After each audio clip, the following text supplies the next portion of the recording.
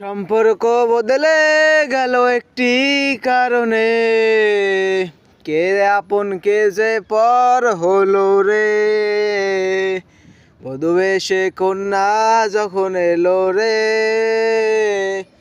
যেন দুঃখের বদনা বয়ে গেল রে। মেন কথায় আসি। তো হয়েছিল যে গতকালকে মোবাইলটা একটু সমস্যা হয়েছিল, যে একলা একলা অন হয় অফ হয়, সব কিছু কাজ করে একলা একলা। এর কারণে ঠিক হইতেছে না, চার্জে লাগাই আবার ওপেন হয়, পরে আবার কতক্ষণ চলে, অনেকক্ষণ চলার পর আবার অটো বন্ধ হয়ে যায়।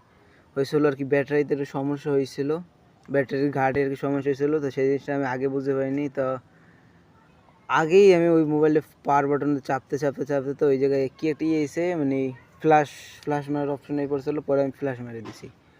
ফ্ল্যাশ মারার পরে যখন আমি মেকারের কাছে নিয়ে গেছি, তারপর ঠিক হয় নাই। মেকারের কাছে যাওয়ার পরে ওই মেকার ঠিক করছে, ঠিক করার পরে যখন ওপেন হয়েছে একবারে ভালো, যখন ঠিকঠাক হয়েছে, তখন মোবাইলে আর কিছু নাই। মানে মোবাইলের ভিতরে যত গ্যালারিতে যত ছবি বা আমার আইডি, যত আইডি ছিল, ফেসবুক আইডি আসলে ওই জিমেল আইডি, এগুলো সব চলে গেছে। এখন ফেসবুক আইডিটা আনতে অবশ্য পারছি, কিন্তু জিমেল আইডিতে এখনও আনতে পারিনি।